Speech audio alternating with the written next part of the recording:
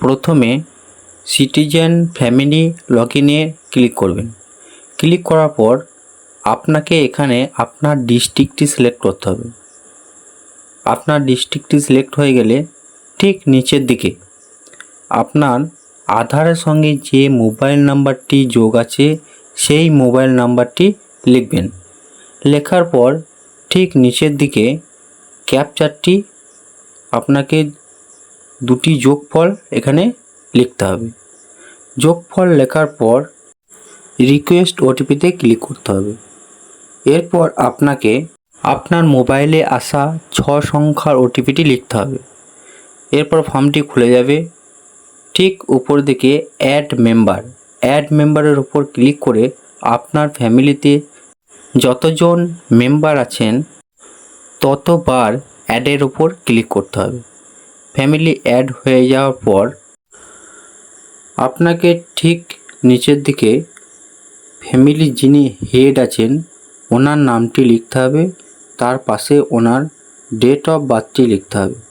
ওনার জেন্ডারটি select করবেন। ওনার category কী আছে সেটা সিলেক্ট করবেন। এরপরে আধার নাম্বারটা লিখে আধারটি আপনি আপনার ডেস্কটপে সেভ করে রেখে দেবেন পিডিএফ আকারে। সেটিকে আপনি সিলেক্ট করে নেবেন। সিলেক্ট করে নেওয়ার পর ঠিক নিচের দিকে আপনাকে ফুল অ্যাড্রেসটি লিখতে হবে। ফুল অ্যাড্রেসটি লেখা হয়ে গেলে তার নিচের দিকে দেখতে পাবেন আপনার area type, pincode, police station এগুলোকে আপনাকে সব লিখতে হবে। এই ক্লিক করে আপনাকে সিলেক্ট করে নিতে হবে। এরপরে ঠিক নিচের দিকে আসবেন, একটু স্ক্রল ডাউন করে অন্নপূর্ণা ভান্ডার ফর্মটি ফিল আপ করার আগে আপনাকে আপনার পরিবারের মেম্বারদের আধার কার্ড ও ভোটার কার্ড অবশ্যই পিডিএফ আকারে স্ক্যান করে সেভ করে রাখবেন। তাহলে আপনার ফর্মটি ফিল আপ করতে সুবিধা হবে। এরপরে ঠিক নিচের দিকে চলে আসবেন। নিচের দিকে দেখতে পাবেন আপনাকে আপনার ভোটার নাম্বারটি লিখতে হবে। ভোটার নাম্বারটি লেখার সাথে সাথে আপনাকে পিডিএফটি আপলোড দিতে হবে। আপলোড দেওয়া হয়ে গেলে উপরে দেখতে পাবেন আপনার ফার্স্ট মেম্বারের নাম শো করবে। এরপরে আপনাকে সেভ করতে হবে ফর্মটিকে। সেভ করার পর আপনাকে নেক্সট অপশানে ক্লিক করতে হবে। নেক্সট অপশানে ক্লিক করার সাথে সাথে দেখতে পাবেন আপনার রেশন কার্ডের ধরনটি দিতে হবে। আপনার কোন ক্যাটাগরি রেশন কার্ড আছে সেটি আপনাকে এখানে সিলেক্ট করে রেশন কার্ডের নাম্বারটি লিখতে হবে।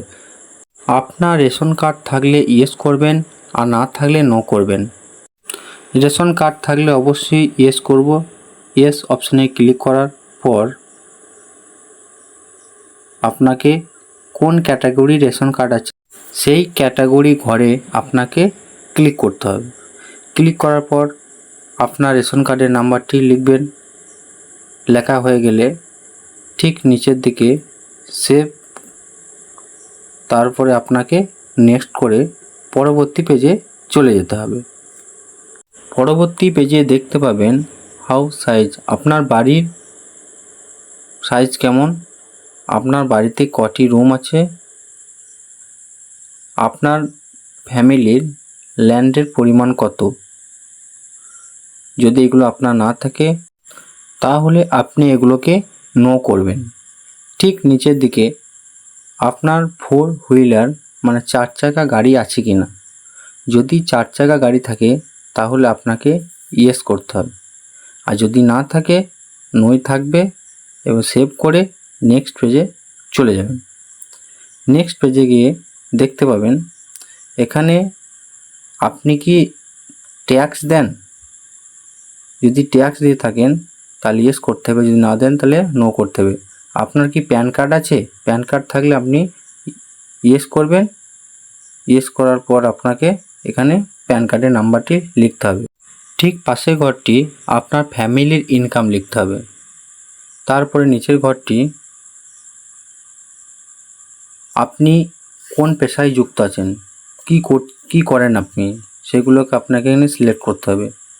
ঠিক নিচের দিকে আপনার পড়াশুনোর যোগ্যতা কত, সেই যোগ্যতাটাই সিলেক্ট করতে হবে। তারপরে ঠিক নিচের দিকে চলে যাবেন, এখানে দেখতে পাবেন এখানে আপনার CAA-তে কি অ্যাপ্লাই করেছিলেন না ওই আন্ডারে আছেন আপনি। যদি না থাকে নো করবেন। SIR 2026-এ থাকলে, যদি থাকে তাহলে ইয়েস, যদি না থাকে তাহলে নো করতে হবে। আপনি যদি DBT লিঙ্কের মাধ্যমে সরকারি স্কিমে যদি কোনো সুবিধা সুযোগ পেয়ে থাকেন তাহলে আপনাকে ইয়েস করতে হবে। আর যদি না পেয়ে থাকেন তাহলে নো করে সেভ করে নেক্সটে চলে যাবেন। নেক্সট পেজে যাওয়ার পর এখানে আপনাকে দ্বিতীয় মেম্বারে নাম লিখতে হবে। ওই দ্বিতীয় ব্যক্তি সঙ্গে আপনার সম্পর্ক কী ওটা লিখতে হবে। ওই দ্বিতীয় ব্যক্তির ডেট অফ বার্থ লিখতে হবে, জেন্ডার লিখতে হবে, ক্যাটাগরি লিখতে হবে, রিলিজন মানে ধর্ম কী লিখতে হবে। এইগুলি লেখার পর একটু নিচের দিকে স্ক্রল ডাউন করে আসবেন। এরপরে আপনাকে আধারের সঙ্গে যে মোবাইল নাম্বারটি যোগ আছে সেই নাম্বারটি লিখবেন। লেখার পর ঠিক নিচের দিকে এখানে আপনি প্রতিবন্ধী হয়ে থাকলে ইয়েস করবেন, আর না হলে নো করবেন। ইয়েস করলে আপনাকে প্রতিবন্ধী ডিটেলসটা লিখতে হবে, আর যদি প্রতিবন্ধী না হয়ে থাকেন তাহলে নো করবেন। ঠিক নিচের দিকে আধার নাম্বারটি লিখবেন দ্বিতীয় ব্যক্তির। আধার নাম্বারটি লেখার পর আপনাকে আধারটিকে আগে থেকে PDF করে ডেস্কটপে রেখে দিয়ে এখানে লেখার পর সেই PDFটাকে সিলেক্ট করে নিয়ে আপলোড করতে হবে। ফাইলে চলে যাবেন, সিলেক্ট করবেন, ওপেন করে আপলোড করে দেবেন। আপলোড হচ্ছে, একটু ওয়েট করতে হবে। আপলোড হয়ে গেল। এরপর দ্বিতীয় ব্যক্তির ভোটার নাম্বারটি লিখতে হবে। সেম ভোটার নাম্বারটি লেখার পর আপনাকে PDF থেকে সিলেক্ট করে আপলোড দিতে হবে ভোটার কার্ডটি। দেখুন কিভাবে ভোটার কার্ডটিকে আপলোড দেওয়া হয়। আগে থেকে ভোটার কার্ডটিকে স্ক্যান করে PDF আকারে ডেস্কটপে সেভ করে রেখে এখন সেই ডেস্কটপ থেকে নিয়ে সিলেক্ট করে আপলোড দেওয়া হলো। এরপরে ঠিক নিচের দিকে আসবেন, এখানে হেলথ ইন্স্যুরেন্স। আপনি যদি কোনো ইন্স্যুরেন্স করে থাকেন তাহলে আপনাকে এখানে ডিটেলস দিতে হবে। যদি করেন ইয়েস লিখতে হবে। ইয়েস করার পর কিসে সরকারি না কোম্পানি, যদি হয় সরকারি হলে গভর্নমেন্টে ক্লিক করবেন। যদি স্বাস্থ্যসাথী হয় স্বাস্থ্যসাথী লিখবেন এবং স্বাস্থ্যসাথী কার্ডের নাম্বারটি পাশে লিখে দেবেন।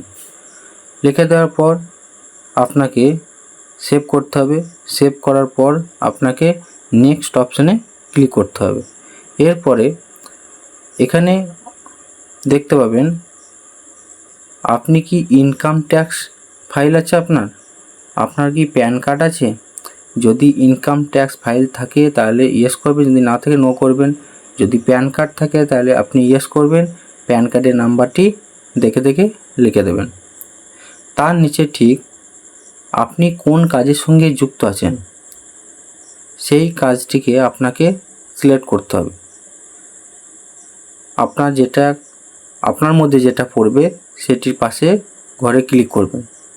ক্লিক করার পর ঠিক নিচের দিকে নেমে আসবেন।